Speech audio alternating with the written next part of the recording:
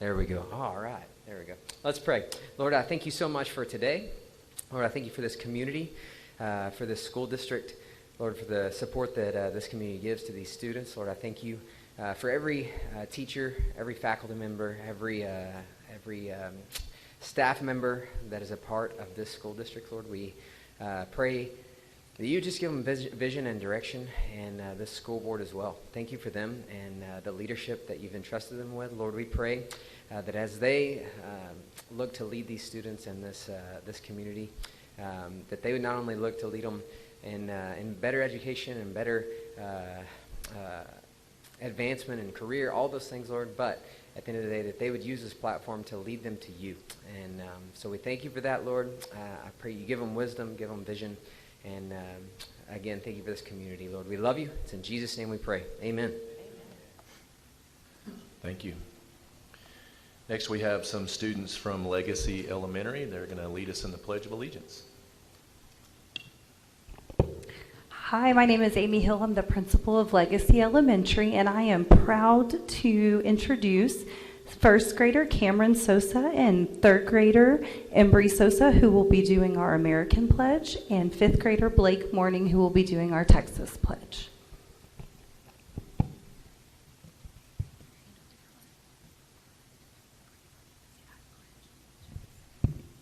I pledge allegiance to the flag of the United States of America and to the republic for which it stands, one nation, under God, indivisible, with liberty and justice for all.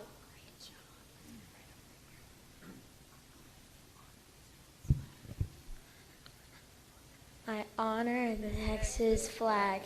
I pledge allegiance to the Texas, one state under God, one and indivisible.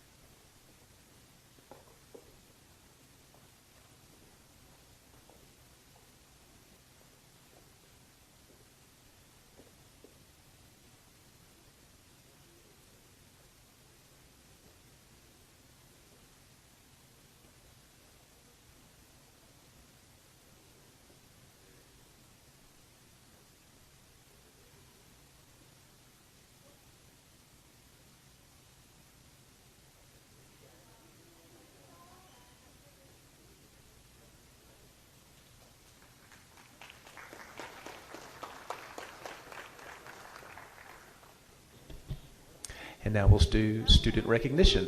Mr. Flood.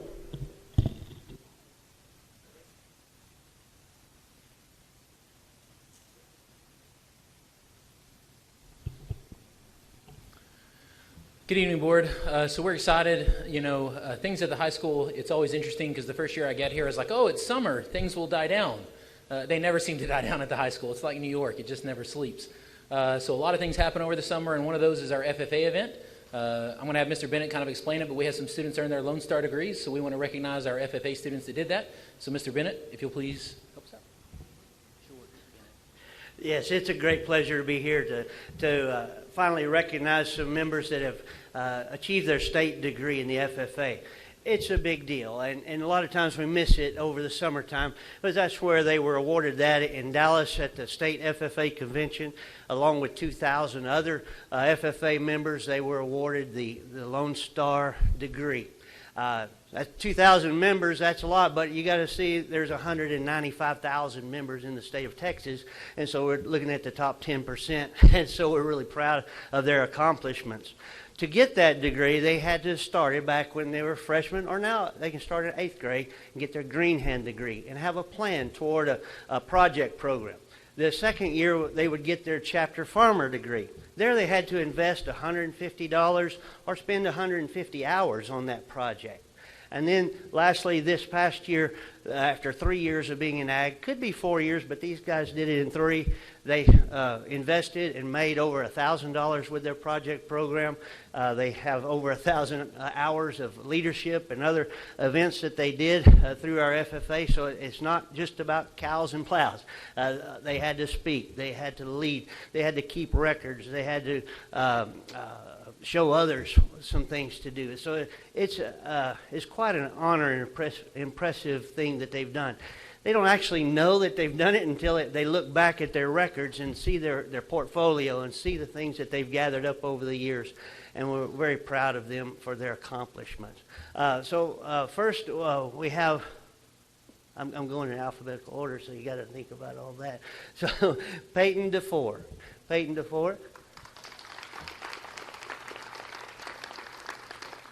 Peyton's main project is beef cattle and showing, and she's really taken a hold of that and looking at animal reproduction and careers of that sort later on. Then we have Owen Dixon. Owen.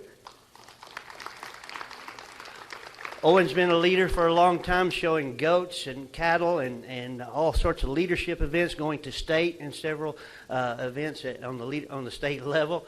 And then we have the Durans. We have Alex Duran. Alex. And we have Veronica Duran. We're very proud of these two, all their experiences with swine industry and meeting and networking with swine producers all over the state. They were out last night till midnight, is that right? They were out looking for their next project for this upcoming year, and now they've expanded that, and that's what we're wanting. Take something and make it bigger and get more interest. So they're in the cattle business as well, right? Along with all their leadership accolades that they've done in leadership contests. And then we have Abby Mathis. You may have seen Abby in all other leadership roles around the school. Abby has been showing steers since 8th grade, and she's really enjoyed it. She's a hard worker. Also, Sunday afternoon, you'd think they'd be laying around the pool and taking it easy. No, she was out. She brought in a new heifer. She has a steer going to the state fair. She has this heifer to finish out her senior year. And again, another state winner in leadership contests and things, so it means a lot. And then the greatest of all, no, I shouldn't have said that, should I? Is Wiley Simpson. Wiley. Wiley has been very active all through his years. He's really become a great leader in our organization. Farming and agriculture is part of his family life. He has beef cattle. He's shown pigs, had grand champion pig at the county fair, won at major shows as well, and just an outstanding leader in our group. Again, these are the best of the best, and we're very proud of them and all of their accomplishments. And so thank you for letting us brag on them.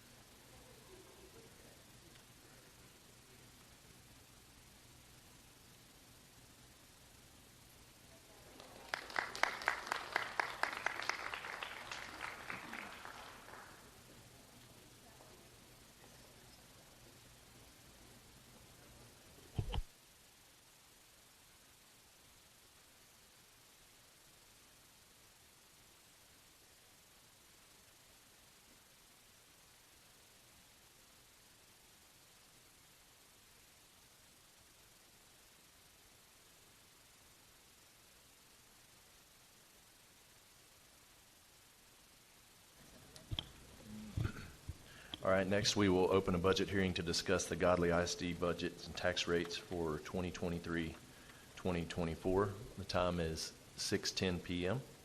and we'll turn it over to Brian Myers. Thank you, Board. I'd like to present the 2023-2024 budget for General Fund, Federal Food Service Fund, and the Interest and Sinking Fund. As you can see on the screen, hopefully, if not, if you can't see your screen, what's on the screen would be page 2 of the handout that I gave you. So for the General Fund, we are looking at a budget revenues and expenses of $35.9 million. Where we derived that from, obviously, is the budgets that the various users that input.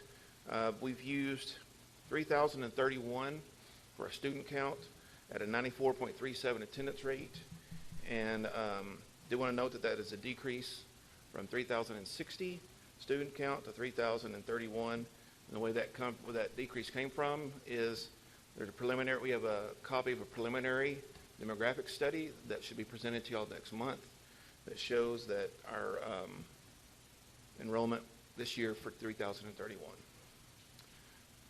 Next, we have the food service budget, which is showing the deficit budget of $222,000.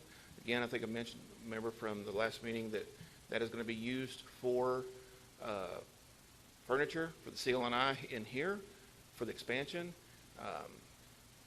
When it opens, the expansion opens. And next to the debt service fund, we're looking at a deficit of $850,000. So we're looking at, for the maintenance and operations tax rate, 0.7892, and maintaining the INS tax rate of 0.50. Does anybody have any questions over anything so far?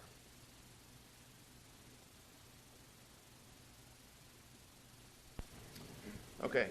On the food service fund, I just wanted to reiterate that they do have a fund balance of, if things come out this year, the way it looks like they're going to end up with about a $400,000 fund balance. So we will be using a little over 50% of that fund balance to pay for the furniture here in the CLNI. And we've double-checked to make sure that's legal with the USDA and so forth. And then, on the INS fund, we've talked many times that we've intentionally built the INS fund balance up to help pay for bonds that are being sold. And it looks like after this year, we're going to have about a $5 million fund balance. Then we will be able to use that fund balance next year. Now, we did sell the bonds for the other $18.5 million from the 2021 bond election. That was the remaining amount. We sold that on August 21st, so exactly a week ago today. We received those funds. In addition to those funds, we received some interest that was deposited into the INS fund balance, and that should help go towards paying our bonds, and it may even, an additional state funding we may get could wipe out the use of that fund balance that we have budgeted. So that right now, that is the budget for INS. Question for you, sir. Yes, sir. On the food service, understand the deficit is the result of procuring the furniture. Yes, sir. Again, fully understand. So if we were not utilizing those funds for furniture, would we have a balanced budget for food service? Yes, sir. We definitely would. That was intention of the deficit completely is just from the furniture. So, like you said, we would have a balanced budget for the food service if we weren't buying the furniture. Thank you. You're welcome. I did want to note something that's come up in the past couple of weeks. It's come to light since school started, and that we have had a larger than anticipated increase in students at the high school that require special education services. This will require additional staff members, and due to the increase in class sizes that we're looking at for those classes with special ed services. I'm going to invite Angie Gonzalez up just to speak to that a little bit. She's going to explain some of those increases, and then we'll go from there.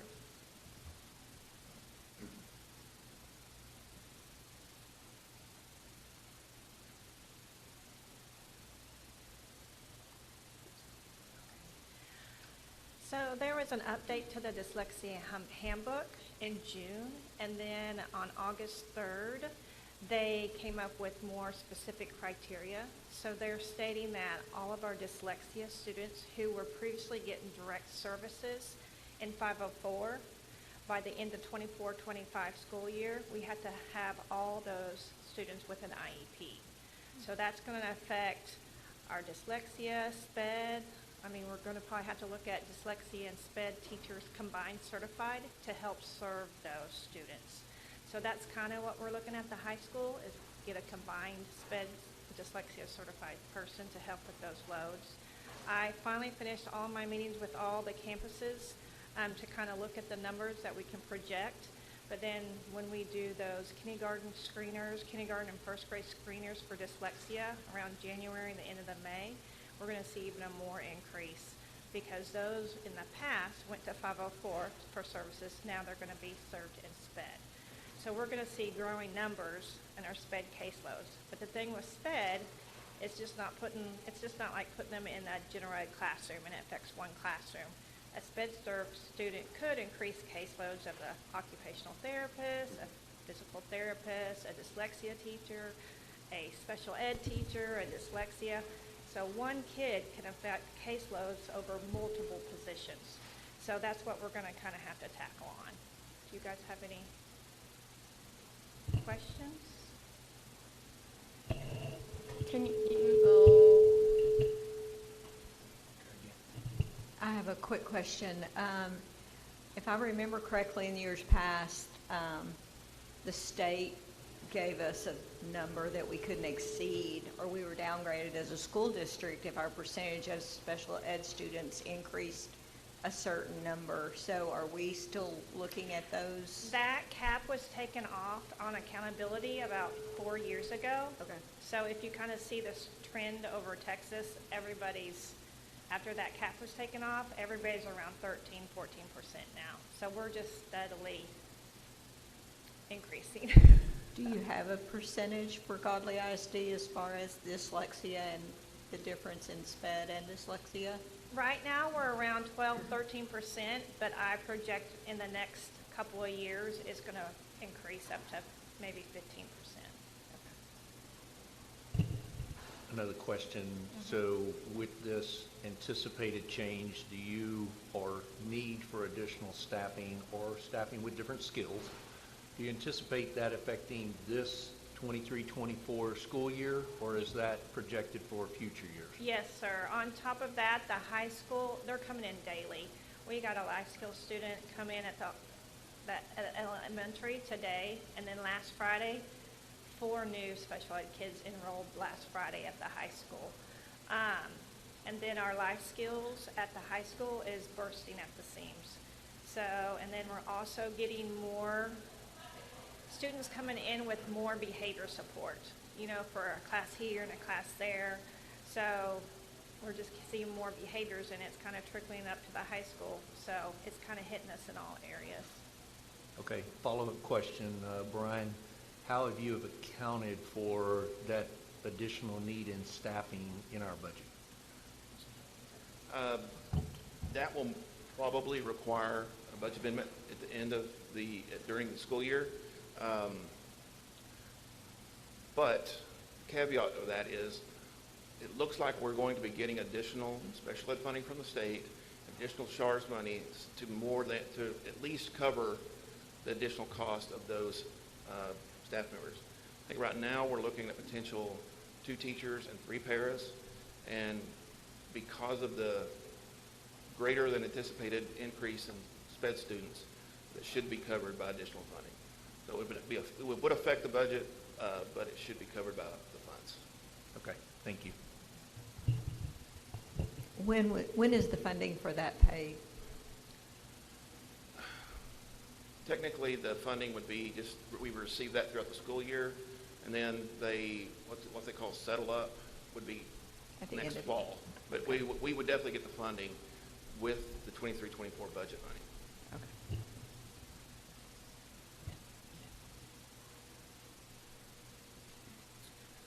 Any other questions on that? So I did want to reiterate, we've always talked about we pay, 75 to 80%, and this is general fund only. So that's 76%, sorry, of our general fund goes towards salaries. And that's, we've been maintaining that same amount roughly for the past several years. Going back to the taxes, you can see the total tax rate will be 1.2892. That's about an 18.5-cent decrease from last year. And you can also see that our taxable values have been steadily increasing since 2016. I did a quick calculation this afternoon because I was curious about it. So since 2016, our taxable values have increased 128%. Now, those taxable values, obviously, we don't have any control over those. That's either new homes coming in or the values that are assessed by the central appraisal districts in Johnson County, Hood County, and Tarrant County. And in that same time period, enrollment has grown over 64%. So we've grown from about 1,600 students to almost over 3,000 students. Does anybody have any other questions concerning the budgets or the tax rates?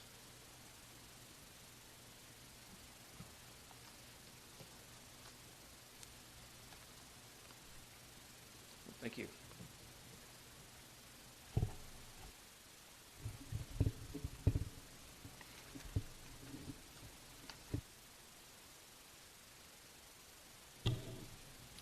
Thank you, Brian. The time is now 6:23 p.m., and we will close the hearing on the Godley ISD budgets and tax rates for the 2023-2024 school year. Next, we'll move into public participation. At this time, we extend the opportunity for public participation portion of this meeting in compliance with Section 551.007 of the Texas Government Code. Do we have anyone wishing to address the board at this time regarding a specific item on tonight's board agenda? We do not. Next, we'll move into superintendent reports. All right, so we're up about 200 kids. We finally broke 3,000, 3,007 right now. We didn't turn on the slide that tells you each individual campus, but I can tell you RBG's at 534, Legacy's at 467, Pleasant View's at 500, sixth grade's at 218, middle school's at 448, high school's at 839, which is good. The cutoff for Big 4A is 880, so we're below that. We'll be down for one more go round, and that brings us to 3,007. You can go to the next one and see we're up just right at 200 kids, 196 kids, so we're still considered fast growth. And a couple of you guys have asked how we're comparing to other districts, so I asked around a few. Joshua's up over 100, Brock's about 80, Mineral Wells about 40, Alvarado and Rio about 35, Keene 25, Cleaver and Grandview and Venus are steady, pretty much where they were last year. So we're still definitely fast growth for everyone else right now. You can go to the next one. You see we've got that steep trajectory right now. If you look at attendance, we don't have our attendance up there. We're right at about where we were last year, about 96. I think Dana was still working on that. So August is always, kids come to school in August because it's early. So we'll kind of see how we get going in September and October. And we'll go to construction updates. Any questions about demographics? I have a quick question. Yes, ma'am. So per campus, are we seeing that we have enough staff to keep our classroom numbers where we historically like to see them, or are we starting to see those numbers increase? And at what grade levels are we starting to see?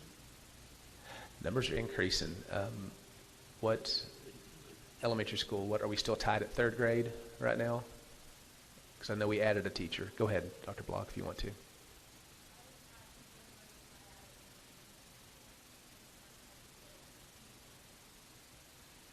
Yeah, Ms. Hill won the arm wrestling contest, and she got the last teacher that we had budgeted. So, and I know kindergartens are getting a little tight too. I know Jody was talking about that. We are getting tight. Where are we on kindergarten classrooms? Are we at 18? I thought I heard 18. You're at 20. Yeah. Yep.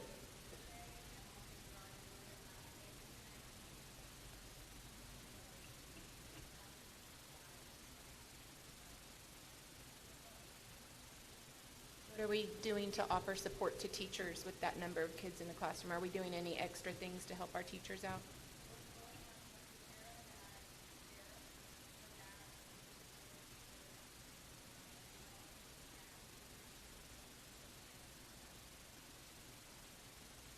So pre-K classes have a para, and then they have building players to help the rest out. Yes, ma'am.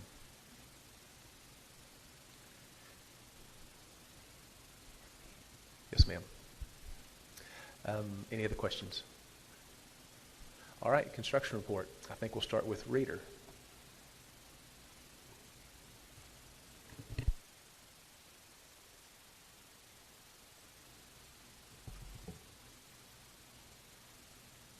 All right, can y'all hear me? Okay. All right, so Jeff Stevens, a Reader, here to talk about Godley High School Phase 3, the Fine Arts Edition. Always start with a rendering of the, I guess, kind of the west side of the addition. And then here is a kind of a similar shot of the way the building looked last month. So this was from July 19th. And then this is a shot from just this past Friday. So as you can see, we've got all of our load-bearing masonry's up. We've got all the ICFs up. We've got steel going up, and we've got the kitchen area has deck going on it. And then this is the typical shot that I would show you guys at the beginning of the presentation, just kind of an overall site. This is from July 19th. And then this is from Friday again. The big change is you see steel going up. And then, I don't know if you can see, we've got all of our steel on site, occupying a lot of space. And then again, from last month, this is the kind of north elevation, east elevation of area A and B, the CL&I, the kitchen, and then the art rooms. And then this is this month, just Friday. And again, the big change is you see steel going up. And then a couple interior shots. The photo on the left is from outside looking into the CL&I. So you can see the lower area, I think, is what you're actually considering the CL&I. And then the raised platform, you'll see the serving lines will be behind it. And then the kitchen further back. And then photo on the right is same area, just inside the building looking out. And these are the fields from last month. Not a whole lot of change. We've started, I guess this month, we've started prepping the areas around the field to get grass seed and irrigation. It'll provide a much better finished product once we're done. Activities coming up. We've got our precast. Our storm shelter should start, or is starting Tuesday. So that's a big milestone for us. We're looking forward to getting it going. Have half of our roofing material on site. Looking to start roofing not next week, but the following week, and then exterior framing as well. After that, move into interior framing, MEP, and then finishes. Question for you. In some of our previous building, we had challenges with certain specific equipment delivery, electric panels, elevators, a number of different things. Do we have any of those kind of concerns with this particular effort? The only one that's a concern, but it's been a known quantity for a while, has been the main electrical panel. As of right now, it's scheduled to ship in March. We knew that whenever we bid the project, so we put in resources to put a temporary panel in. That will be available to us come October. So that one shouldn't be a problem. We don't have an elevator. All of our mechanical equipment, save for smaller units, are at our mechanical subs yard. Kitchen equipment is trickling in and has been since March. The big ticket item we don't have our hands on just yet is, I think, the freezer cooler, but it's supposed to be available to us in October. So as of right now, we don't see any concerns with any equipment or material for that matter. Roofing was a problem last year. We've got half of the roofing material we need on site. The rest of it's available just when we need it. We just don't have space for it. Thank you. Are we on schedule? Yes. I didn't see where that came from. Any other questions? Okay, thank you, Reader. Thank you. We'll go with S&P.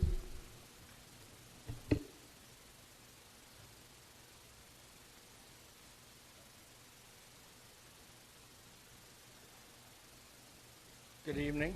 How are y'all? It was good to see a lot of y'all came and walked with us last week, and I think that you kind of got a better grasp than just looking at PowerPoint pictures, so the progress that we're making.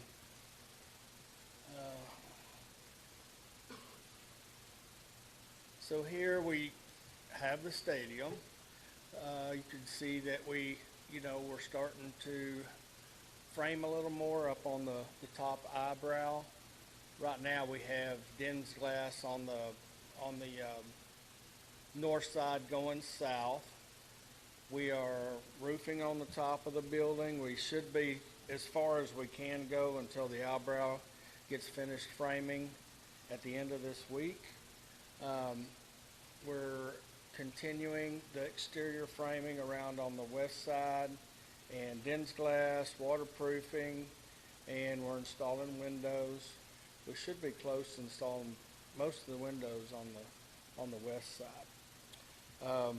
Interior wise, we've on the first, second floors we're actually painting rooms, and we're getting ready to start some grid work probably in another 2 weeks, which is good, so we can start seeing some sort of finishes. But the big thing was to have us completely dried in where we wouldn't get anything wet. We've been pretty lucky.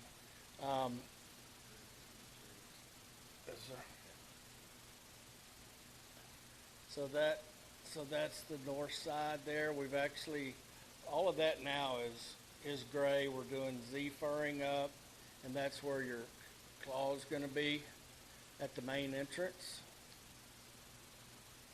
So this is the third floor where the raker system is. We're welding metal seats right now. We're shooting for, I think I've got it for like 1021 to 1024 to start setting precast. So we'll have a big crane on the back side lifting over, setting all the precast will make us, go a little bit faster there. Of course, this is the inside. That looks like, apparently the third floor. So you can see the windows that are in there now. Just framing, fourth floor. That's even came along a little more there. Okay, so the connector. The connector, we're putting the decking on right now. I'm actually demoing part of this building right tonight to tie the connector into this building here. So we're probably about another 2 weeks out for pouring concrete there. So that's moving pretty good. That's F, section F. So this morning at 4, we're going to pour some more grade beams. We've got probably 90% of the columns poured. We've got 2 more. And then what we'll do is we'll start getting ready, getting prepped. We'll have 3 pours. On the 6th, we're going to pour underneath where the bleachers are going to go. On the 7th, we're actually going to pour the arena out, which I'll discuss shortly. And then on the 8th, we're going to pour the 97-6 slab. And then on the 15th, we'll pour the 100 elevation slab on top of it. So that'll allow us to start a lot of CMU work. Mostly that's CMU over there. So speaking of the arena, we've now backed the crane out as of last Monday, and we were able to set the north, the south, and the wings on the east where we backed the crane out. So we're preparing right now the arena floor. We're going to pour it on the 7th. There you can see a lot of precast. Once we get the dance floor up, which basically comes off of the 2nd floor, and it'll actually go horizontal across, that spans all of the seating there, then we'll be able to do our upper work. And then that's the middle part where we got to pump concrete from, and that we're kind of still taking machines in there.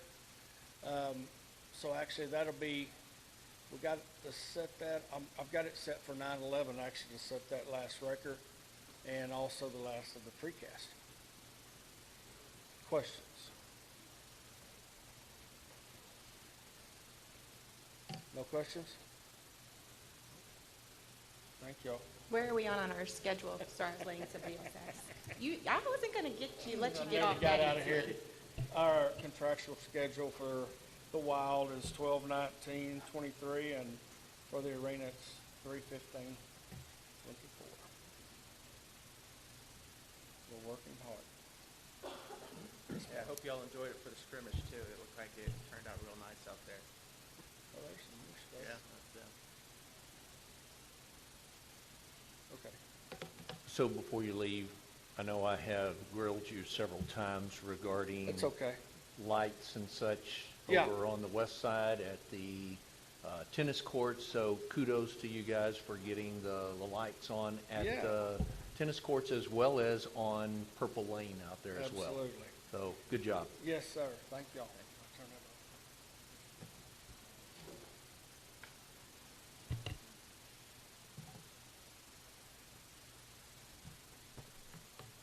Good evening, Dr. Deere, Board President, and Board members. I'm wild about the information I'm about to bring you. I've upgraded excited to wild. I think it's very on brand.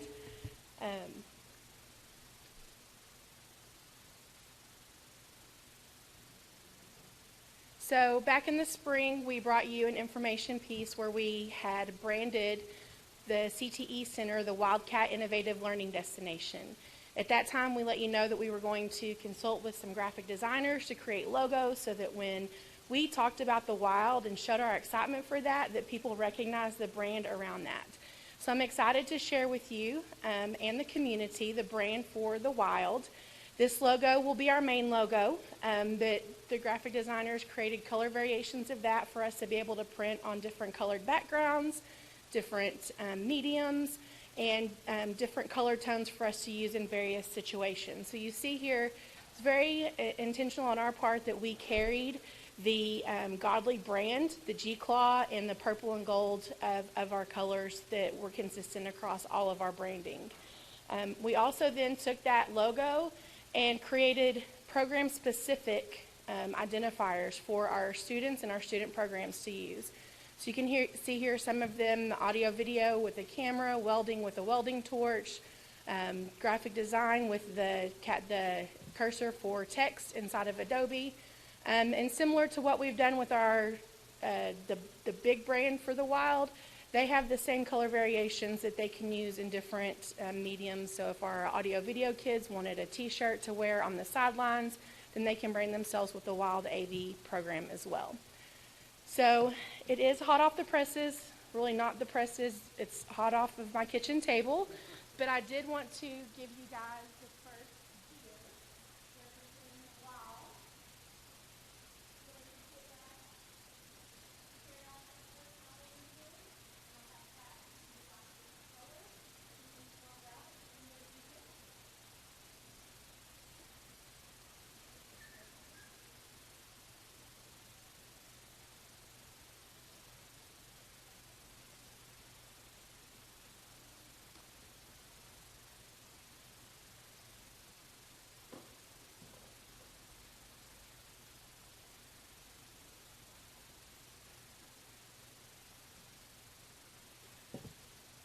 just wanted to also say thank you for supporting us in this endeavor.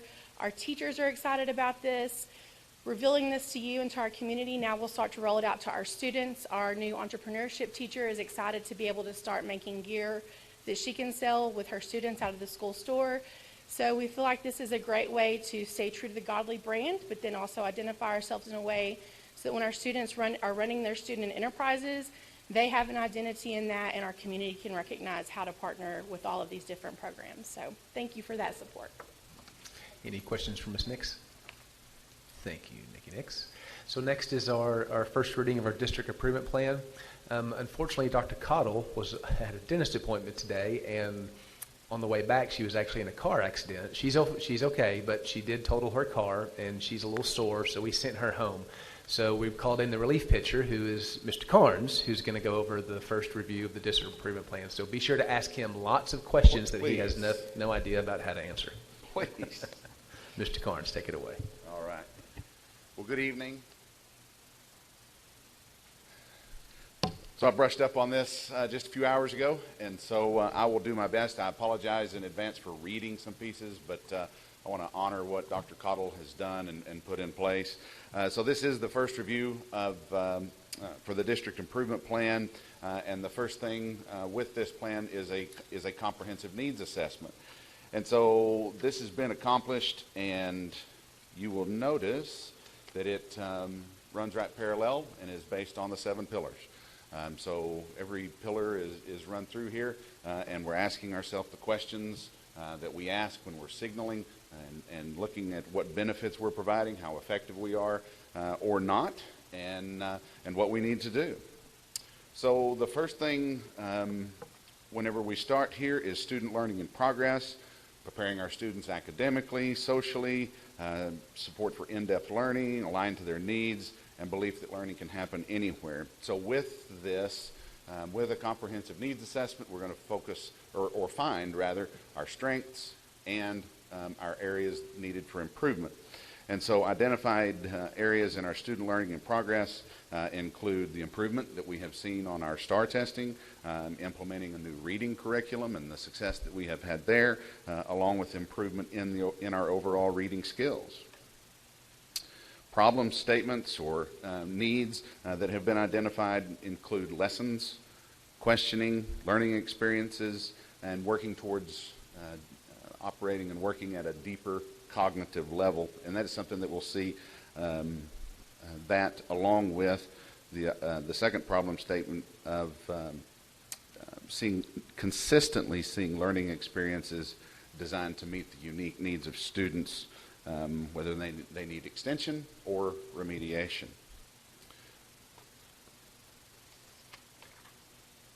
Secondly, student readiness, preparing students for the next level, including life after graduation, promoting lifelong learning habits, teaching students to focus on their future. And so we have been intentional here, working to prepare our students and ensuring that they're ready to advance through school successfully. So identified strengths include the addition of a career and technical director, and we are thankful for that, certainly. She's helped us focus our energy and resources on preparing students from pre-K until they enter the workforce.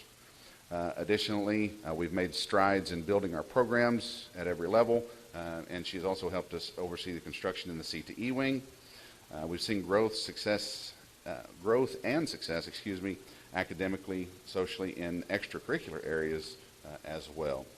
So identified needs in student readiness include lessons, questioning, and pushing students to think at those deeper cognitive levels. Engaged, well-rounded students. Are we consistently, and that's one of the key words, we do a lot of, when we're identifying these strengths and we're talking about our needs, consistently is one of the key words there. We're doing some good things related to rigor and deeper level. We just want to be more consistent with it across the district. So engaged, well-rounded students.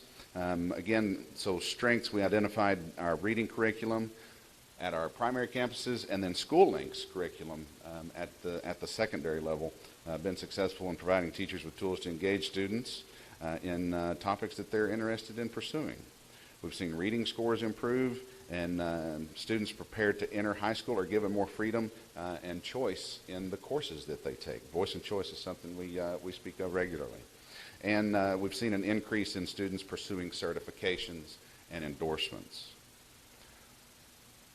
So then problem statement or identifying student needs here, lessons, questioning and learning experiences, pushing students to work and think at deeper cognitive levels. Community engagement and partnerships, engaging the community, understanding school, partnering for the benefit of all, creating those meaningful partnerships, and teaching students to be productive citizens in our communities.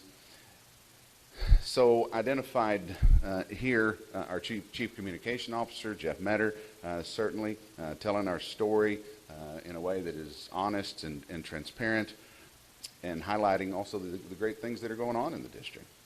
And again, wow, we're going to mention Nikki again. She's getting a shout out twice here. Our CTE director, actively reaching out to businesses here in the community, establishing those partnerships and creating those bonds here. So we have certainly seen, as far as strengths go, an increase in our social media presence, our district website, our family and community engagement team called FACE of Godley had its inaugural year last year, and it was instrumental in getting the elementary school library open over the summer, giving parents and kids a cool place to go for the summer with a lot to read there. And then identifying the needs, community understanding of what is happening in school across the district, and working to improve that. Professional learning and effective staff. Strengths, we identified that many professional learning opportunities before school, and then in the design of our calendar, giving teachers days, at least one day every month, and so that they can plan great learning experiences for our students. And then we've committed personnel at each campus for facilitators of learning and innovation. And then also many of our paraprofessionals have the dream of becoming a teacher, and so they, our Teachworthy program has helped us accomplish that and keep some of our paraprofessionals and getting them into the classroom as teachers. And then for our problem statement here, or identifying a need in this pillar, consistently seeing learning experiences designed to meet the unique needs, whether they need extension or remediation. So that professional learning there is connected back to the same things that we were mentioning in the student readiness, student learning in progress. Fiscal and operational systems, attracting effective applicants, support stakeholder understanding of system effectiveness, and allocating resources to meet our goals and objectives. Our strengths indicated here, we have consistently been recognized in the first financial responsibility, received the first rating again this year. The business office is working with district administrators, campus administrators, so thank you to Brian and his office for that. Campus principals are fiscally responsible, and the community, again, is always generous. We receive donations from local organizations and businesses, which is greatly appreciated. And here, our needs in this community understanding of what happens, working to increase that. And safety and well-being, lastly, but certainly not least, our learning space is designed around the needs of students, and do students feel safe, and is a student's whole health part of our culture. And so we want to ensure that our students feel safe and know that that is a top priority here in Godley. So some of our strengths include our Guardian program, creation of the district police department, security film has been added to the glass. We have a new visitor system through Verkada that I used the other day to run through and worked fantastic. So that's for any visitors on campus. And then our Director of Safety and Well-Being and our district police chief both actively monitoring each campus to keep everybody safe. And then our needs there, again, are communication. And so communication, understanding of what's happening and how we're doing in that area. So that is the comprehensive needs piece, and then we will come back, I guess, next month for the second review, and then for the third to vote on this in October. Any questions that I can write down and pass on to Dr. Cottle? Since this is our first review, do we expect the content of this document to change much? I'm sorry. It's okay.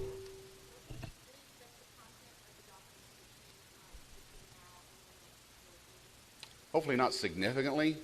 Tweaks, there were different pieces of data used, star data, map data, which I know we just finished our first round of map testing, which could be included in that. So there could be some data that might make some possible changes, but it wouldn't be any wholesale changes. I think primarily the backbone of it is here.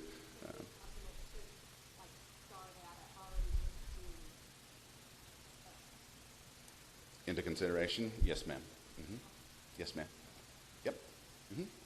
I was curious how many participants we have in our Teach Worthy program. I need a lifeline. How many participants do we have in our... Okay. So 5 participants with 2 that have completed and are now teachers in the district. Oh, see, that's why okay. Thank you. Extract that. I have a question on Yes, the ma'am. student learning piece. I noticed on the problem statements, one of them was that we're seeing on our map and our star data that students are not performing at the meets or master's level, and that the root cause was that they didn't either have a basic understanding of the content, or the teachers they don't feel like they can push them to the higher levels. And then also the second problem statement was that the teachers were not able to meet the unique needs of students because they don't have the resources or the time available. I was wondering what we're doing to try to solve that issue, get teachers extra help and support so that they can meet those needs and we can see those scores improve. Correct. And so in the professional learning and effective staff, you will see that these root causes are connected into the training that we need to provide, and then evaluate our resources that we need, continually evaluate our curriculum.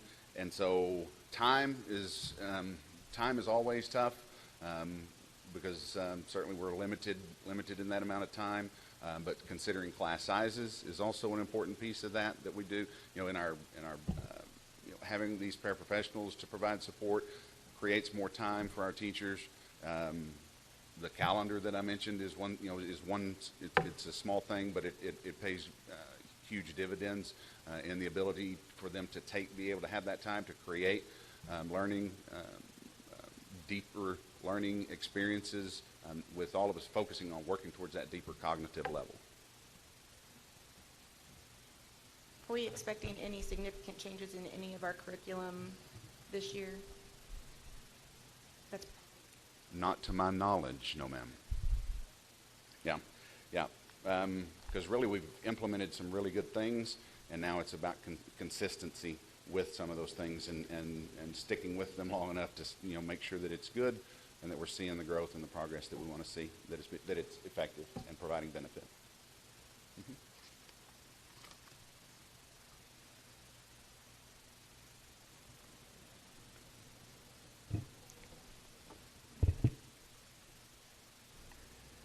Anything else? And part of that time opportunity is what can we stop doing? We call it strategic abandonment. Every time, if we start a new curriculum, all right, what can we take off teachers' plates? So we really think about, let's not give them one more thing without taking more away. And we're constantly evaluating, all right, how are we doing lesson plans? Are we, anywhere we can give teachers more time, we're working on that.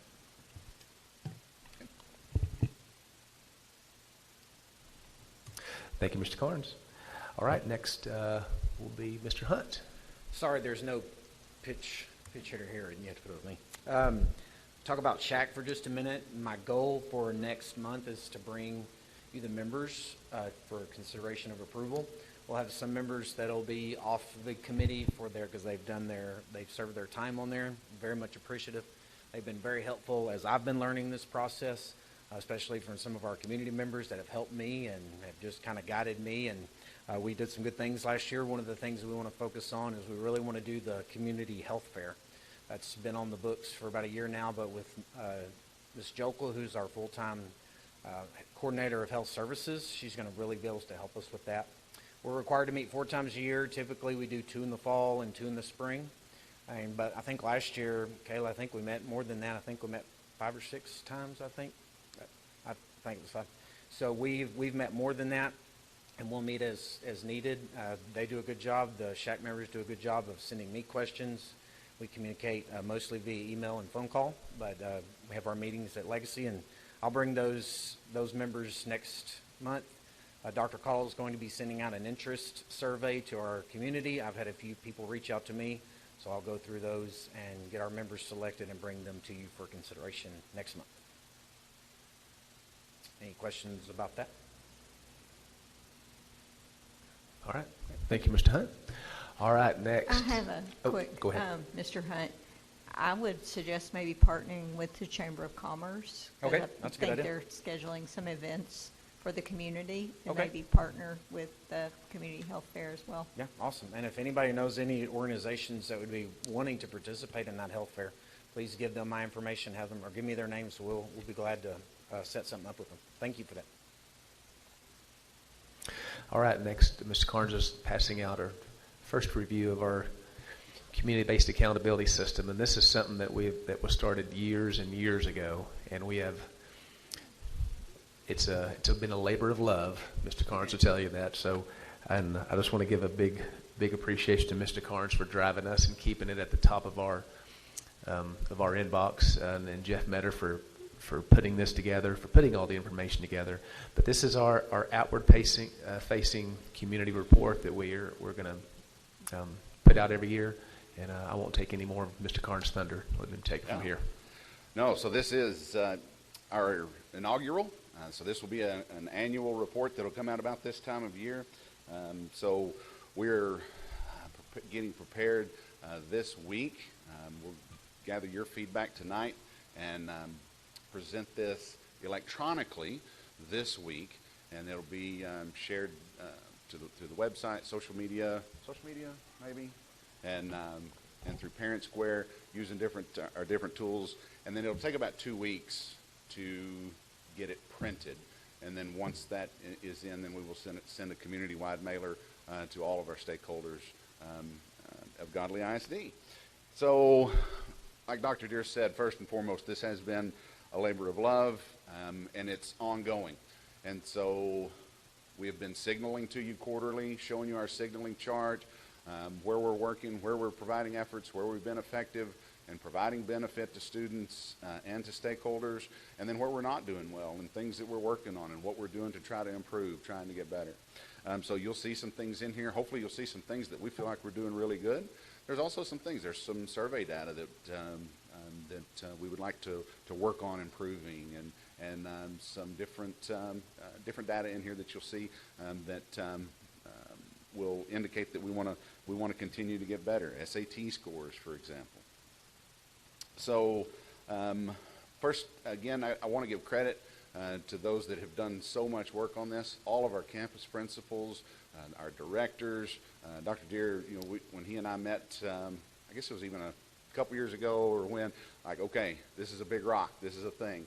COVID interrupted. We were working on this. COVID interrupted it. Then post-COVID, it just kept getting, and we just had to make that decision that this was vitally important for us, for this community, and so no more back burner, and we pushed through. We got it done. A lot of work, and so we are proud of this. We know that a lot of districts, their first run with this is a 3-page, it's a little trifold pamphlet or whatever, and we really got after it. And I think we did good by taking some bite-sized chunks through and working towards this point. And so, and then ultimately, the guy that made this thing look as good, Jeff Metter, he's been working tirelessly on this for the last several weeks, taking all of the data, all of the information, all of the stories, all of the pictures, all of the features, and making it look nice.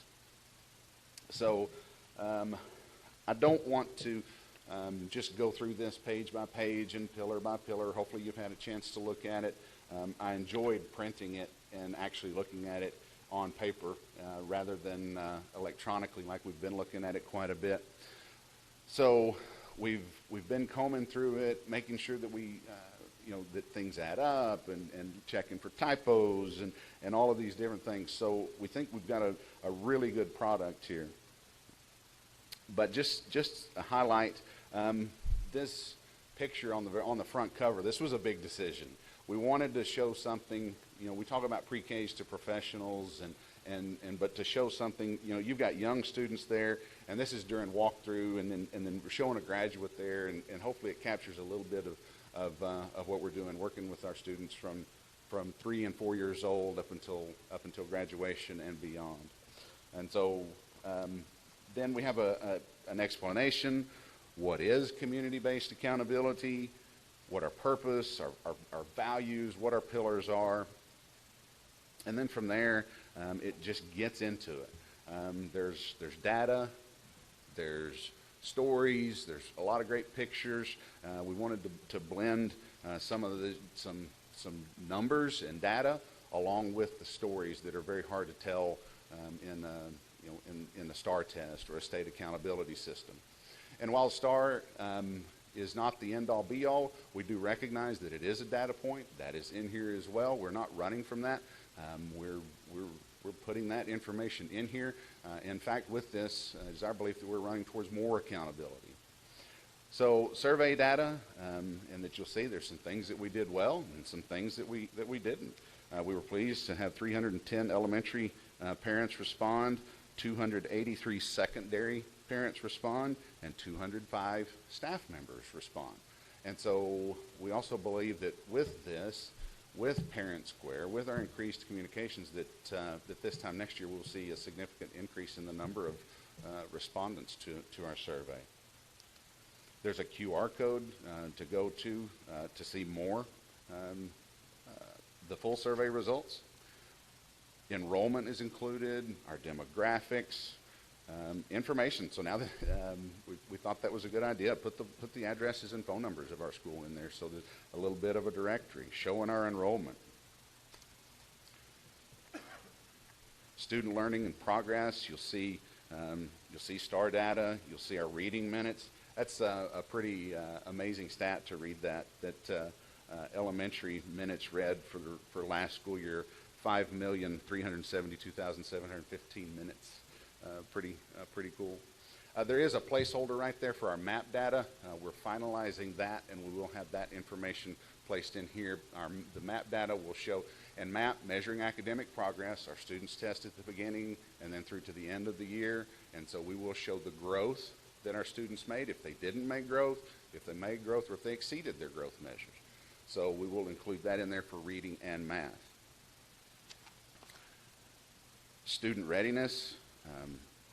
You'll see there some SAT data, attendance, school link scholarships, $748,000 in scholarships last year.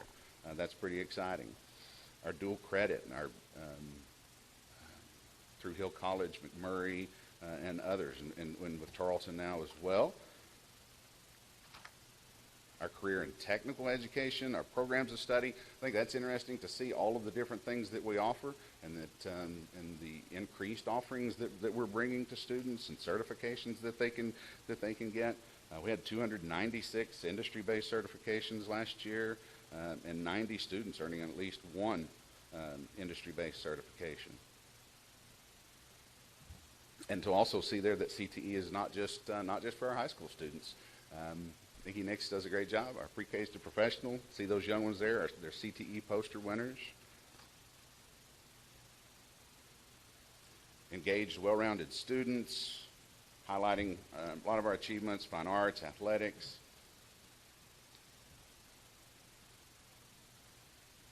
FFA, speech, debate, UIL, many things, highlighting those things there. Senior project, we were happy to get the senior project included in there, and Godley Serves, which also is seen here later.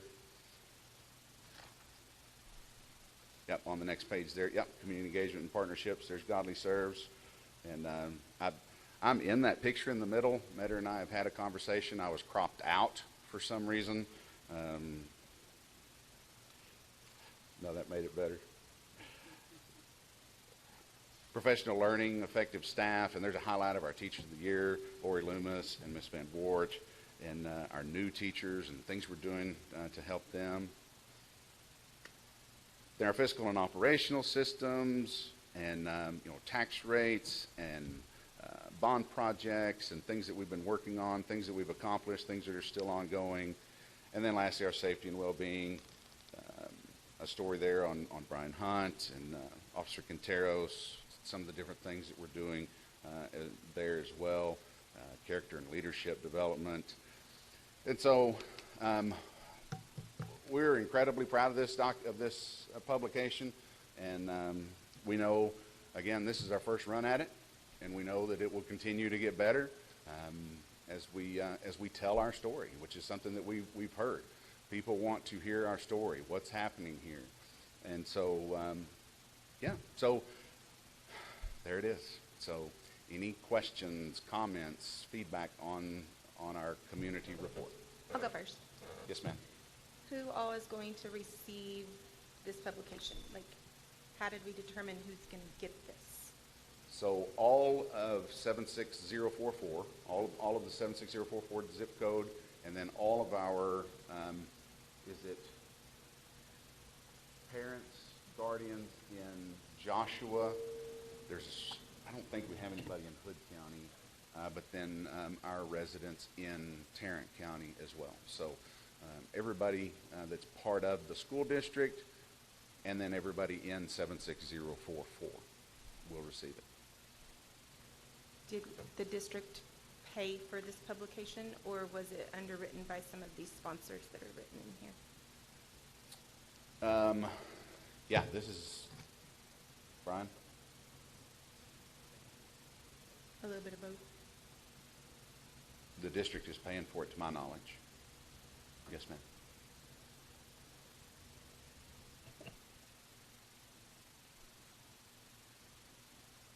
John Tanner seen this? No, but I can't wait to show it to him. Yes. Can you, and record Eric what he Simpson says? and those in the TPAC consortium. We're meeting with them in October, and super proud of what we've done and to be able to go and show that off. Thank you. I have a question. Yes, ma'am. I was looking at the May 2023 survey results in here, and I noticed on the respondents you have elementary, secondary, and staff. Is there plans for those surveys to also go out to community members? I do see some areas that might be of concern to community members. They might like to respond to those surveys. Yes, ma'am.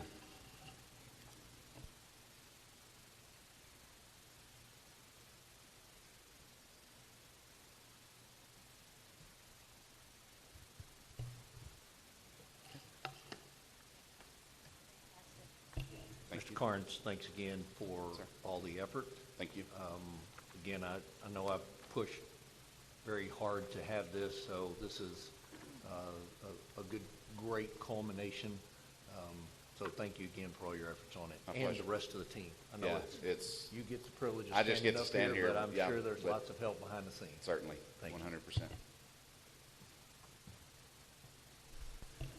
I just think that this was amazing. I saw this and I couldn't believe all the information that we put together. You know, we talk about transparency, we talk about communication in general, and it's hard to communicate exactly all the things that are going on. And I think this is a step in the right direction, and I applaud all the people that have been involved with this. This is amazing. Thank you. Thank you. Yeah, we sure hope that anybody that's part of this community, of this school district, that they're able to look at this and see, wow, they're working hard. They're doing a lot of effort, providing a lot of benefit to others, and that we're working to improve where we're not doing great. But ultimately, the good certainly outweighs our areas of concern. And I'd certainly like to say thank you to the board. With with your support and you pushing us, because you guys asked, all right, when is this coming out? And I said, well, the team, it's just not perfect yet. And you guys finally said it. I know Craig kind of pushed us a lot too. He said, it doesn't have to be perfect. Let's get it out. And I think it was a year ago around this time that we said, all right, we're getting it out in a year. And we appreciate y'all's support helping us do that, because we would probably still be trying to perfect it. Right. But and like Dennis, like you said, it's a great piece, because like the SAT scores, our SRT scores are lower than we want. So there's a spot where we've identified we're going to dedicate time, resources, and that's a place that we're going to make better. And there's some other places in there too that you see that that we're going to address. So. Yeah, and for example, there was community input into this. Our strategic design is part of it. And one of the things, for example, if you look, our lowest score in the survey results was around communication. And so therefore we listened to that, we took that, and then we found Parent Square, and so far all indications are that has been highly successful. And so I know as a parent myself, Tripp got an A on his geometry the other day, and I got a little notice, and I was like, hey, look at that away. So that's great. And so anyway, we're listening, and we're taking that information, and we're working to improve. And so hopefully that's a good example of how and that communication has improved. Hopefully next year's this survey will indicate that we're doing much better in that area. So walk me through the path to the broadcast. I heard you say this will be released electronically, and then it'll go through social media. What's that timeline? Is that tomorrow? Is that next week? Is that next month? The intent is this week that it will be released electronically. Probably not tomorrow. We need to finish getting a couple of things, the map data, for example, get that in there, get that finalized. We're just continuing to kind of read through it. We don't want to have any errors or typos, for example. And so I think we're shooting for Wednesday, Thursday time frame. Certainly want to get it out before the weekend. Get that out to everyone on all of our electronic digital platforms. And then once it's all completely final, then like I said, we will send that to the printer. They'll make our copies for us, and then we'll mail it out. We'll also have copies available at the campuses and in the offices and different things. And so when visitors come, that we can say, hey, welcome to Godley. So, yes, sir. Thank you for walking through that. Yes, sir. Okay. Thank y'all.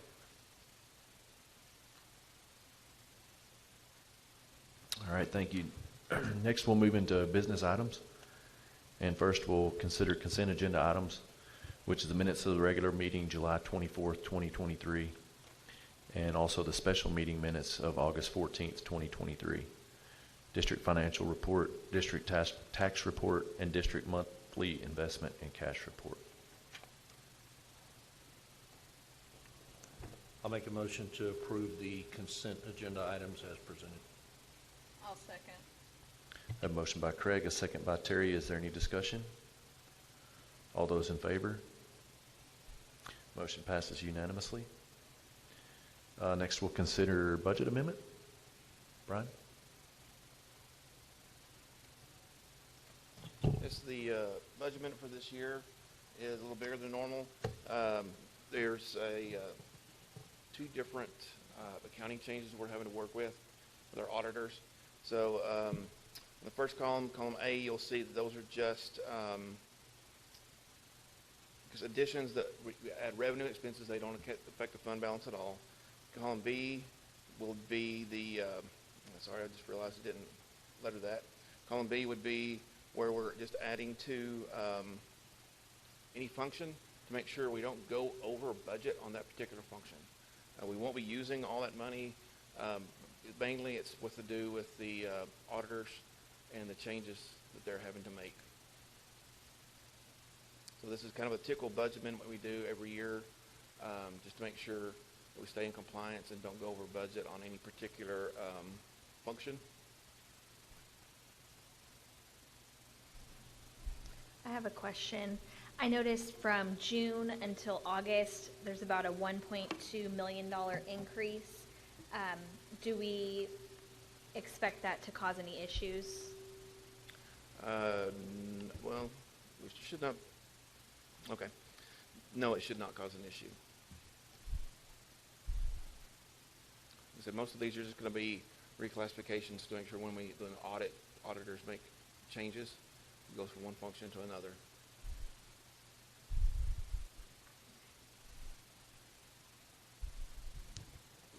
Probably the obvious question, but with these adjustments, we still remain with a balanced M&O budget as we had planned, correct? Yes, well, that's our intent, yes, sir. I'm sorry? Yes, sir, that's our intent. Okay, thank you.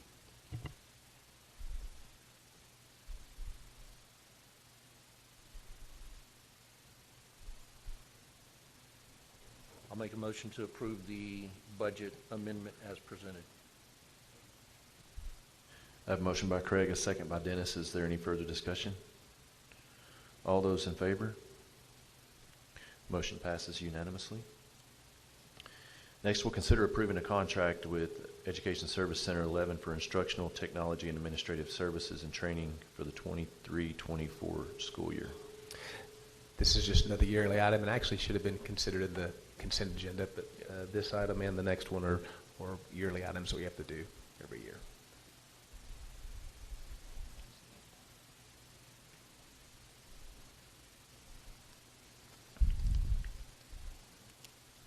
You may have any questions on the contract. Like I said, Director Deere said that is just the annual contract that we have with Region 11 to provide administrative, instructional support. Have we seen an increase in that over the year?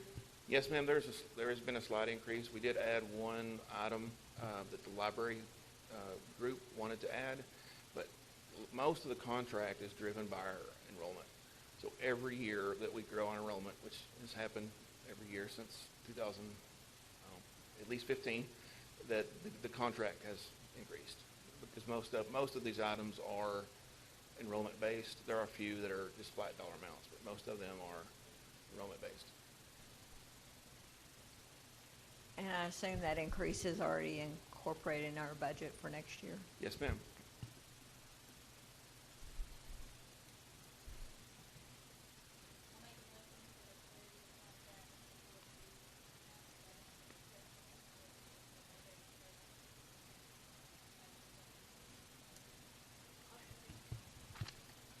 A motion by Marissa, second by Krista. Is there any further discussion? All those in favor? Motion passes unanimously. Next, we'll consider approval of the MOU between Johnson County Juvenile Board and Johnson County School Districts for the 23-24 school year. This is just another yearly activity we've got to approve.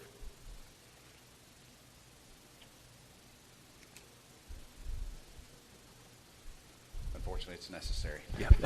We wish we didn't need a JJAUP, but yes, we do. So this is just a MOU between the Johnson County Juvenile Board and us, reviewed annually, and for mandatory or discretionary placements for the associated offenses. Do we know how many kids we've sent over there over the last year? Over the last year? No, ma'am, but I can get you that number. I'd be interested to know. Yeah. Well, and vaping has changed that. Two? Last year was two? Two this year. But you were asking about last year, correct? Yeah, so we've already had two this year.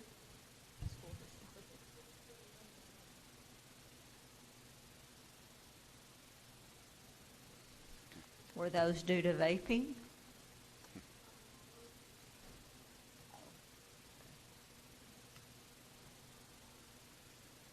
But I will finalize those numbers for last year and what we have for this year. I'll get that to you. I'll make a motion to approve the memorandum of understanding between Johnson County Juvenile Board and Johnson County School Districts for 2023-24 school year. I have a motion by Craig, a second by Dennis. Is there any further discussion? All those in favor? Motion passes unanimously. 8B will now consider approval of the 2023-2024 Godley ISD budget. Just want to, this requirement to vote for y'all to vote on the budget for 23-24 for the general fund, food service, and INS. Just to reiterate, the maintenance operation takes care of the regular expenses such as instructional materials, utilities, and salaries. Interest and sinking fund is used to pay for our capital improvements like buildings, renovations, and other items.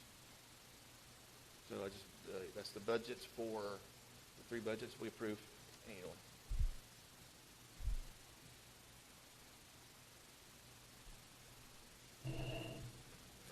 I move to adopt the 2023-24 Godley ISD budgets as recommended and presented. I'll second. I have a motion by Krista, a second by Terry. Is there any discussion? All those in favor? Motion passes unanimously. Number 8C will consider adoption of the Godley ISD 2023-2024 property tax rates. So these are the two tax rates that are levied each year by the Johnson County Tax Assessor. The M&O tax rate is 0.7892, with the INS tax rate being 50 cents. Total tax rate of 1.2892. That's an 18.5 cent decrease in the overall tax rate.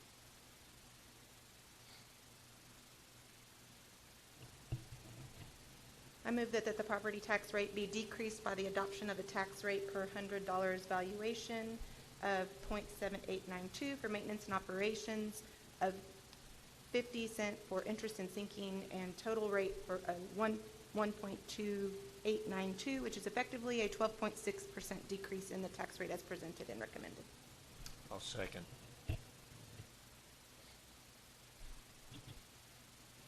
I have a motion by Krista, a second by Craig. Is there any discussion? All those in favor? Motion passes unanimously. Thank you. 8D will consider the proposed tax rate for Godley ISD Hill College for 2023. And this is informational only? This is informational only.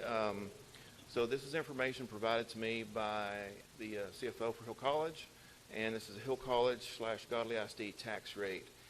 They are proposing a tax rate this year of 0.023605, and that is a decrease from last year's tax rate of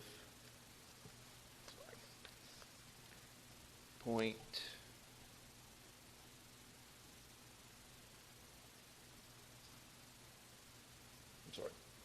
There it is. So 0.024210. Can you repeat that number, please? 0.024210. I apologize. That is a decrease. Again, that's just what the Hill College requests. The 2023 no new revenue tax rate, I just needed to let y'all know, is 0.021423. I'm going to repeat that, 0.021423. So that is below what they're requesting. They're requesting a slight increase, which is like they do. They have requested that every year. They can request, I think it's a 5% increase over the no new revenue tax rate, and that's very. It's less than a penny that they're asking for an increase. So again, that's just information. We'll be coming to y'all next month to approve the tax rate. Right now, this is just month. It's just informational only. Okay, so what is the current tax rate for Hill College? The current tax rate is 0.024210. So basically 2.4 cents. I know they're proposing an amount above the no new revenue tax rate. Is that pretty standard?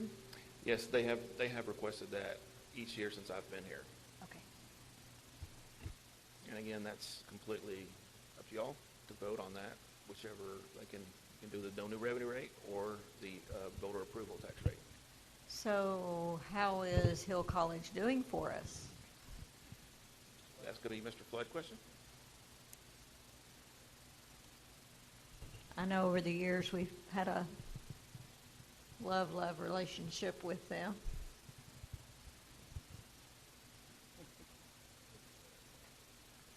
They service our needs. Okay. They do our face-to-face option. Sometimes it's hit and miss trying to find people who are here. In all honesty, it has been difficult sometimes with them when it comes to scheduling and transcripts. One of the things with Hill College that we talk a lot about is we use Parchment now for our transcripts. So Parchment is an online digital platform that most universities across the state use. It's clean and simple. When we want to send a transcript to Tarleton or to some other university, the kid gets it online, they apply for it, it goes directly to them. It's nice, clean, simple. Hill still does not use Parchment. So for kids to request transcripts and send them to other universities when they take their dual credit classes here, it takes a lot of work to get those transcripts where they need to go. Parchment is a relatively simple and inexpensive program. You know, for what we use, we pay for all our kids to use it, and then after kids graduate, they give us like $3, which is the cost for us to just get a transcript, and we'll send it forever to wherever it needs to go. So there are some things that we would like to see Hill College improve on a little bit, in all honesty. But they do send face-to-face option, and they do a good job when it comes to meeting our kids and having a face-to-face option for our students. So, but they are the district we're in when it comes to community colleges. So we're in their district, so they're the ones that provide our face-to-face option. So I don't know if that helps.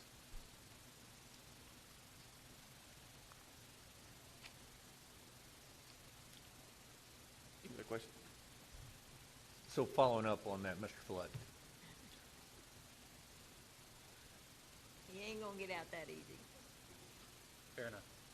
What methods of feedback have we used to communicate with Hill our desire for them to participate with Parchment? It's been our counselors that have had that main contact. I know Nikki's name gets thrown out a lot. This is an area Nikki has taken over for us a little bit this year, which we appreciate. Ms. Harper and Ms. Copeland have done a great job this year working and talking with Hill College. And so we message them and share with them a lot of things like that. So it's been kind of through those fronts. I'm just thinking back to the challenge that I had 4 years ago with my kids. It's still a And challenge. I mean, things have evolved significantly in the last 4 years. You know, we do have 2 brand new counselors. They are on fire right now. They have stepped up and created some great opportunities for our students. And Hill College is one of the challenges that they face and a frustration point for them, if I'm being honest.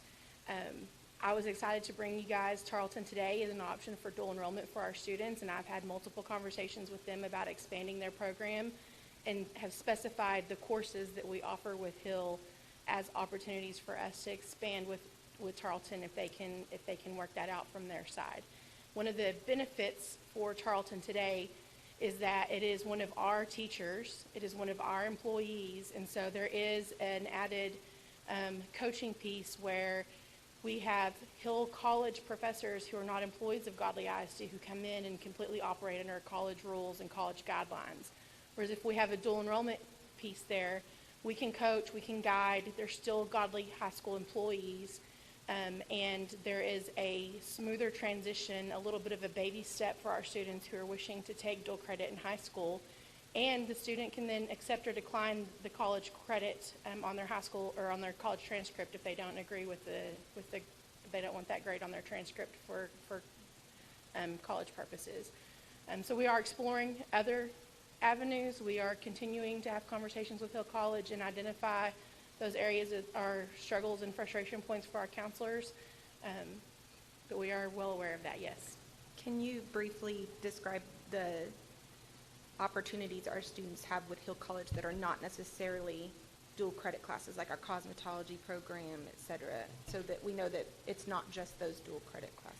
That is correct. We do have the traditional dual credit classes like English, U.S. history, some of those things, but we do have some CTE dual credit courses that are offered through Hill College. Cosmetology and automotive are our 2 most popular. But we also have our EMT program that is partnered with Southwest Adventist and Keene. So there is that CTE, continuing education. It's not technically dual credit like you would transfer that credit to somewhere else. It's only good at that junior college. But students are able to earn those continuing education courses and earn a certificate in those CTE dual credit courses that they offer. So what's nice about those are very expensive courses to get equipment and services for. So it is nice to partner with Hill College, and those students do leave halfway through the day and they travel to Cleburne and they take their courses in Cleburne. So from that aspect, Hill does a good job for us on that front. You know, they do help us on that platform. It's really the dual credit piece that is where our frustrations come in. But the CTE classes, it helps us provide for our kids that we couldn't necessarily provide for. And we have a few of those that they get to do that and get to go do what they want to do with their career path after high school. So it does help there. So that's a good point. Any other questions? Things we want to help with?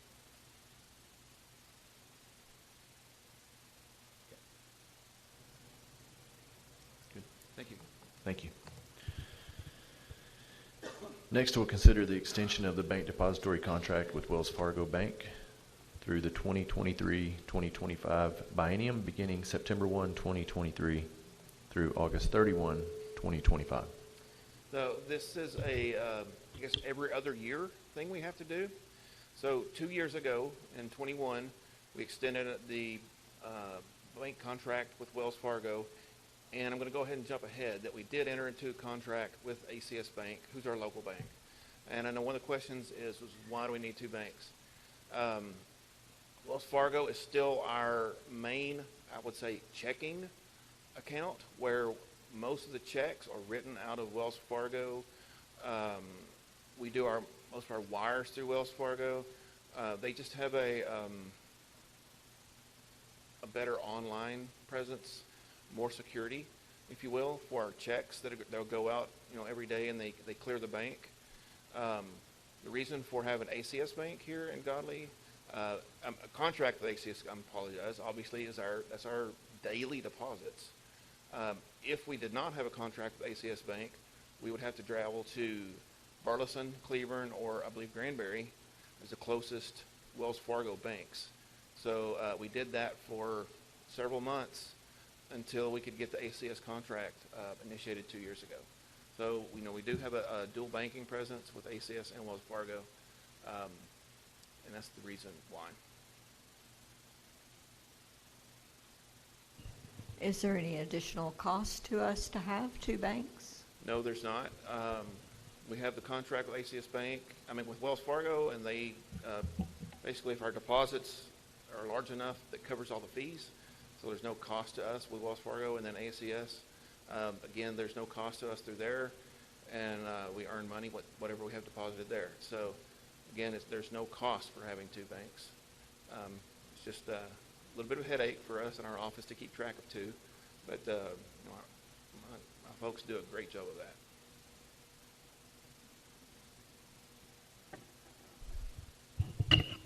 I'll move to approve the extension of the bank depository contract with ACS Bank through, Wells Fargo Bank through 23-25, beginning September 1st, 23.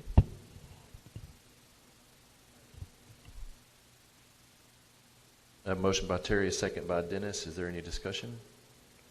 All those in favor? Motion passes unanimously. 8F will consider the extension of the bank depository contract with ACS Bank through the 2023-2025 biennium beginning September 1, 2023 through August 31, 2025. Just so y'all know, this is a TEA requirement.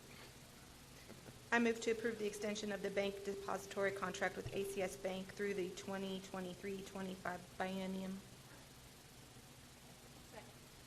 beginning September 1st.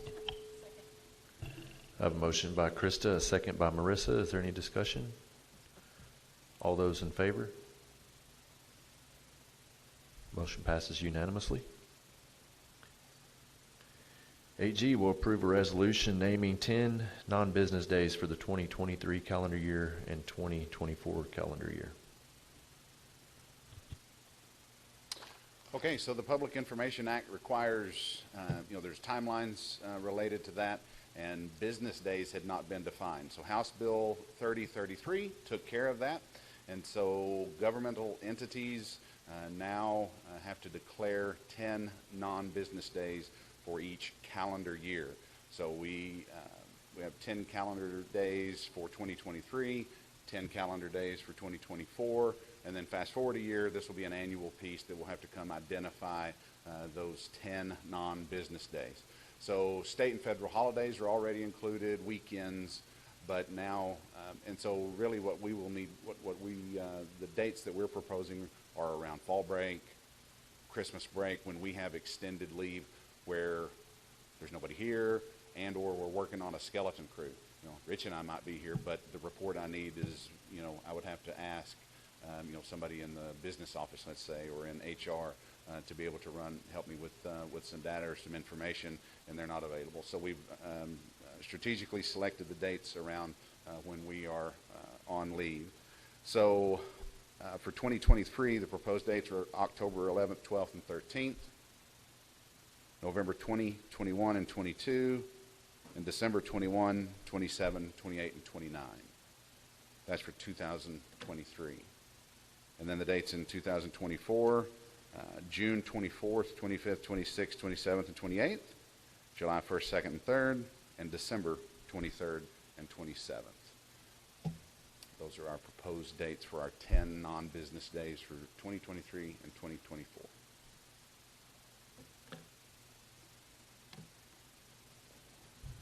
Question, sir. Yes, sir. Is there a reason we did not choose some days like some of our other federal holidays? Yeah, Memorial Day, MLK Day, President's Day, some other of the other holidays. So where the shorter breaks happen, we have 10 days. We have, the timeline to reply is 10 business days.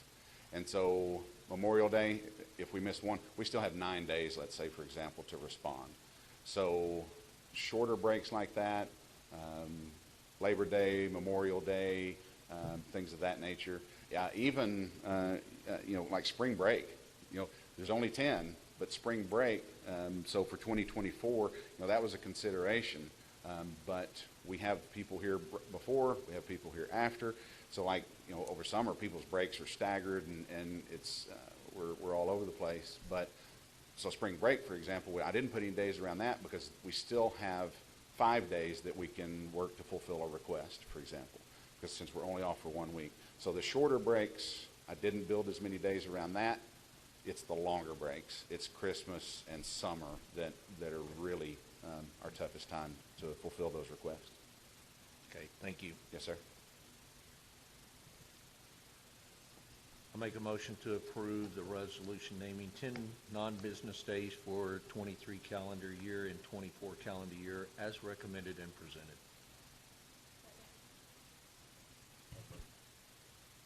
I have a motion by Craig, a second by Marissa. Is there any further discussion? All those in favor? Motion passes unanimously. 8H will consider approval of the 23-24 innovative courses.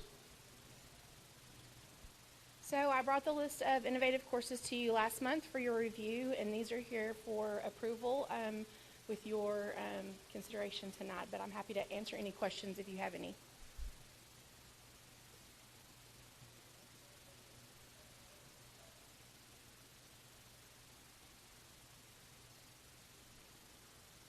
So these are courses outside of the traditional list of courses that TEA offers. They are innovative in nature, and school districts across the state have written proposals for these to be added to the list of courses that we can offer for students. So some of the ones that are probably more popular for us are like the UAV, the Unmanned Aerial Vehicles course that we offer for our drone students, Entrepreneurship 2 and the Practicum of Entrepreneurship, which is what our school store runs through, Ag Leadership, Advanced Floral Design, EMT is innovative. And on that list, so those are, most of the courses in this packet are CTE related.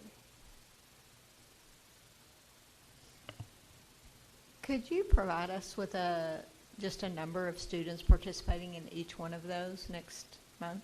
I could, yes. Okay, thank you.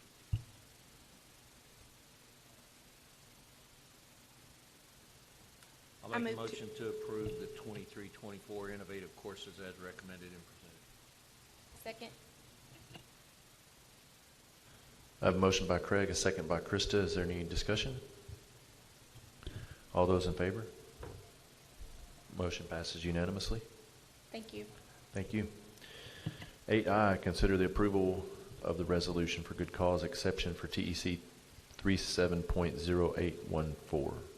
So House Bill, House Bill 3 was passed over the summer, and there was some revisions made to it and such through the legislature. But by September 1, each campus has to have a commissioned police officer on each campus in each district. And so what we're doing tonight, like many districts in the state, this is unfunded, and we do not, because of lack of funding and personnel, we're seeking a resolution to be exempt from this, and the district will continue to use Godley ISD Guardians and our Godley ISD police force to provide armed security for campuses within the district, if that makes sense.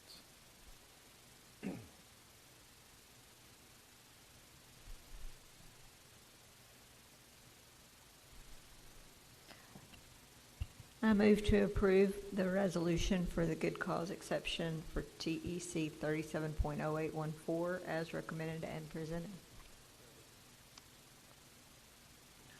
I have a motion by Terry, a second by Dennis. Is there any discussion? All those in favor? Motion passes unanimously. Thank you. Thank you. 8J will consider and approve the Greater Dallas-Fort Worth Regional Law Enforcement Mutual Aid Task Force and Interjurisdictional Pursuit Policy Agreement. Good evening, Dr. Deeren, School Board Trustees. I think I've met most people in this room, but I'm your Godley ISD Police Chief, so thank you for having me. I'm here tonight to speak to you about the Greater Dallas-Fort Worth Regional Law Enforcement Mutual Aid Task Force. That's a mouthful. All right, so this task force has been in effect with its first agencies signing agreements for mutual aid back in 2002. Since then, the task force has grown to approximately 127 agencies, including some of our close neighbors, Cleburne, Joshua, Burleson, Johnson County, and Godley City. And it's still growing. The purpose of the agreement is to form a task force to cooperate in the investigation of criminal activity, enforcement of the laws of the state, and to protect health, life, and property from riot, disaster, threat of concealed explosives, unlawful assembly characterized by force, and violence or threatened violence by groups of 3 or more persons. The agreement essentially spells out the process for requesting aid, how to appropriately respond to requests from other agencies, command and operational control during critical incidents, reimbursement and benefit protocols, liabilities, waiver of claims, and immunity not waived. Essentially, any personnel answering the call for assistance as directed by their respective agencies will be under the command of the requesting agency chief law enforcement officer until released by that officer. They will receive benefits to include their wage, salary, pension, all other compensation, and all other rights of employment and providing service, including injury, death benefits, and worker compensation benefits, as well as available insurance, indemnity, or legal litigation defense benefits by their respective agencies, the same as they would if they were carrying out their normal duties for their respective agencies. Agencies will not request reimbursement for services performed or equipment utilized. Personnel named or cited as a party to any civil claim or lawsuit will be covered by their respective agencies, the same way they would be if they were carrying out their duties, their normal work duties. Agencies waive all claims against each and every other party or member for compensation from loss of damage, personal injury, or death occurring as a consequence of the performance of the agreement. I know that was a lot. Any questions? So being new in this area, I got lots of questions. I'll try to keep it short, though. Okay, sir. So do I dare assume that all of the local, the Cleburnes, the Johnson County, Joshua, the Burleson police departments, any of the other school districts that have police departments are a part of this already? Yes. Okay. Yeah, I have the list here too. Is there a downside to agreeing to this? Really, the main function of agreeing to it is in the event that mutual aid is needed or requested, you're kind of agreeing to be covered by your own entity that you could respond from. So if I were to respond to Burleson and I were to get hurt, it would be, the workers' compensation from my own agency that would cover me. I wouldn't be going after Burleson because I did it assisting them or in their city or anything like that, if that makes sense. So all the wages, overtime, anything associated with that, damage, loss of property or equipment, it all falls on your own agency. You don't go after the other agency for any kind of compensation. So is it safe to assume that the only time you or your police officers would be involved if something was coming through Godley? Essentially, yeah, and it's more so for us to, we're obviously a very small operation, right? We don't have, and there's agencies from all over the greater Dallas area. Dallas PD is not going to be calling upon below Godley ISD to come and help them with something. It would be more if we had a major event and needed assistance from larger agencies. They're protected and covered under their own agencies and cities and jurisdictions for compensation and such.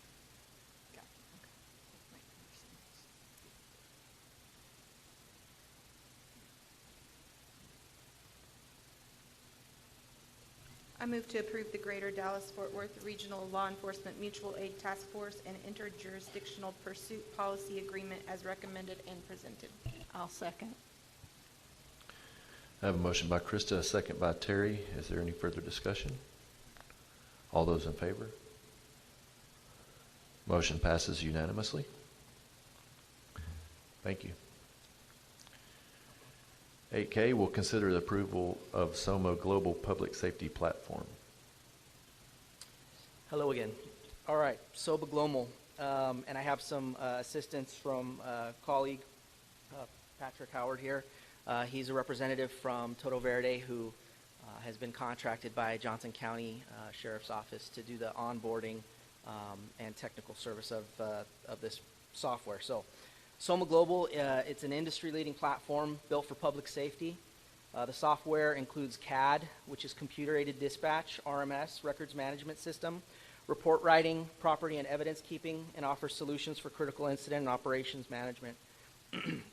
These systems are vital to modern-day police operations. With the newly formed Godley ISD PD, integrating an RMS and CAD and report writing system capabilities are a necessity and an absolute requirement for the competent functionality of a police department. Johnson County is currently in the process of implementing this system and has an incentive for all agencies within the county to join in order to be on the same operating system. They have offered to cover the onboarding cost as well as the first year's subscription costs.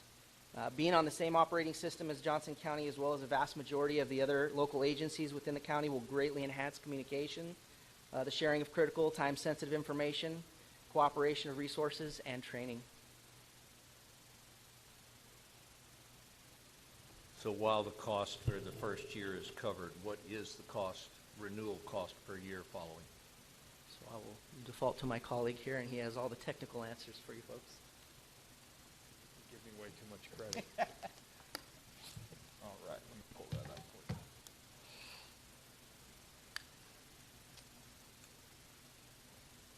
you. Okay. Second year costs are going to run $3,806.07. And then each preceding year, it increases, I think it's like 5% increase.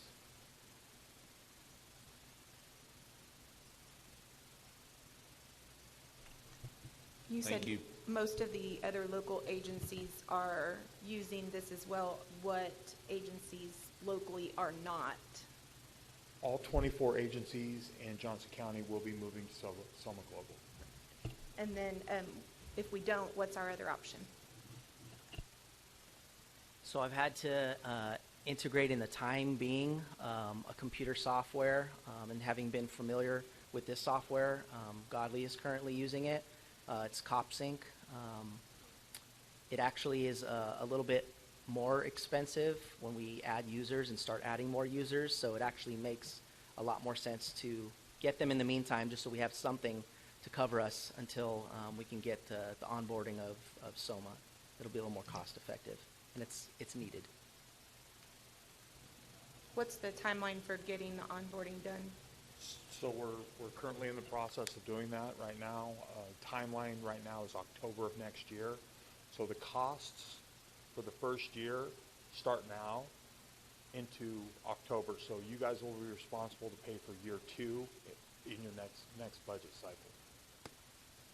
And also, I'd like to add, to answer your question, having all the agencies on the same RMS platform allows a lot more interoperability.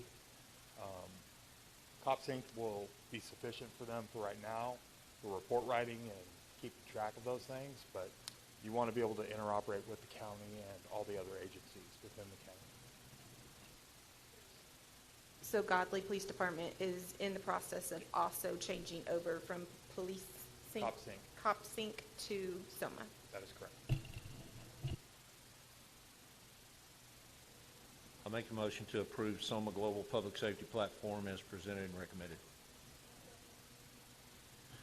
I have a motion by Craig, a second by Marissa. Is there any further discussion? All those in favor? Motion passes unanimously. Next, we'll consider approval of the interjurisdictional pursuit policy agreement. Hello again. All right, this kind of adds on to the Greater Dallas agreement there. This interjurisdictional pursuit policy agreement basically spells out procedures for assisting and requesting assistance from participating agencies with respect to pursuits. By signing this agreement, essentially it allows for participating agencies to offer their assistance as well as to request assistance for a pursuit should the need arise. Specific policies are laid forth in order to maintain cohesiveness with participating agencies, such as how to make a notification, the specific information required, who controls the pursuit, responsibilities, jurisdiction, and prohibited practices. So I don't foresee myself or any officers that I hire in the future of getting into many pursuits. That's not going to be our function here. Our function is going to be safety. However, should an outside agency be pursuing somebody through our city and happen to come on to our school property, something like this is in place in order to allow us to assist them, be with, setting up a perimeter, assisting with locking down schools. Now, stuff is going to happen regardless, but it's nice to have that cooperation agreement in place so they know they can rely on us to help, when we're needed.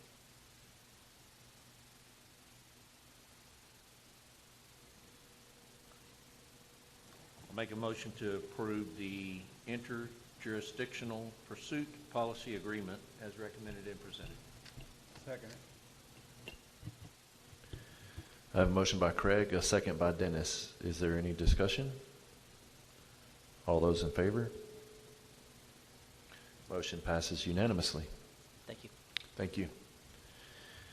The time is now 7:54 p.m. and the board will move into closed session pursuant to the following sections: 551.072, which is the discussion of purchase, exchange, lease, or value of real property; 551.074, which is the discussion of officers, employees, and personnel matters; and finally, section 551.076, which is considering the deployment, specific occasions for, or implementation of security personnel or devices.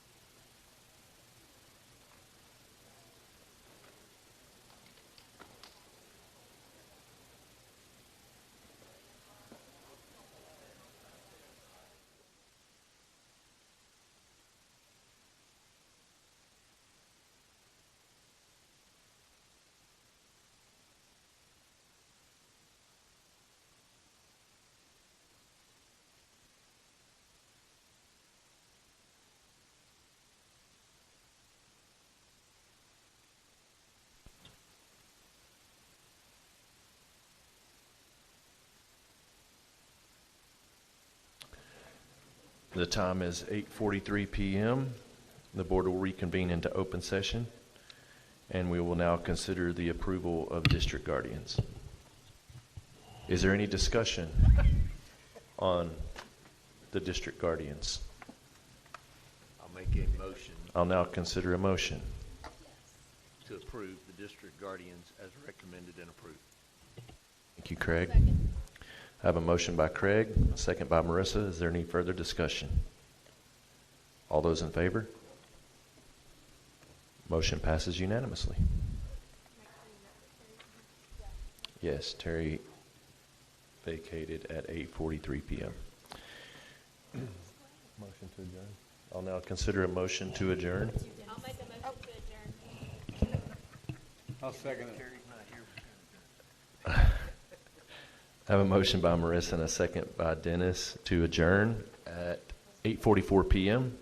If there are no objections, we'll stand adjourned.